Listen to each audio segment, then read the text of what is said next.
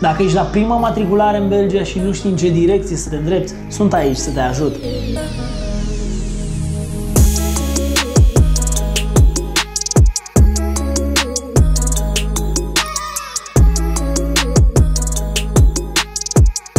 Dacă ești persoană fizică, trebuie să ții cont de câteva detalii pentru a matricula o mașină în Belgia. În primul rând, trebuie să ai domiciliu stabil în această țară și să fii înregistrat la o comună cu un număr național valid.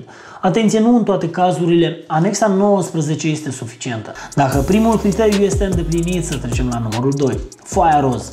Ce este aceasta și cum se poate obține? Simplu, găsești în descriere un clip în care vorbesc despre foaia roz și cum se poate obține. Pe lângă aceste două elemente ne trebuie și o asigurare. În momentul în care introducem datele în calculator, vom bifa și compania unde se va asigura mașina. Înmatricularea unei mașini se poate face în două moduri, online, dar și la ghișeul DIV. Varianta de înmatriculare cea mai frecvent întâlnită este cea online. În principal, mașinile care au mai fost înmatriculate în Belgia și care au foaia roz valabilă se vor înmatricula online.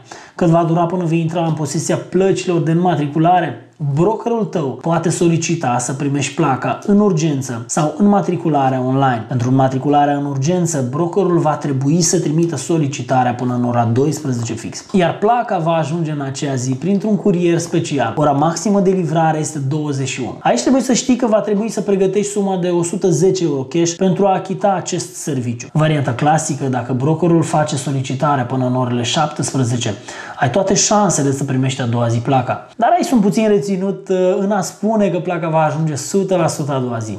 Au fost cazuri și cazuri, excepții și excepții. Pe site-ul lor spun că placa o vor livra a doua zi, însă nu funcționează mereu. Pentru că am vorbit despre cum putem înmatricula o mașină care a mai fost înmatriculată în Belgia, aș vrea să vă spun cum putem înmatricula și un vehicul importat. Fie că vorbim despre propria mașină adusă din România sau o mașină cumpărată de pe teritoriul Uniunii Europene, pe lângă controlul tehnic se va face și de vamare. În momentul în care dosarul este complet, se va depune la minister. Ce trebuie să conțină acest dosar? Certificatul și cartea mașinii după caz.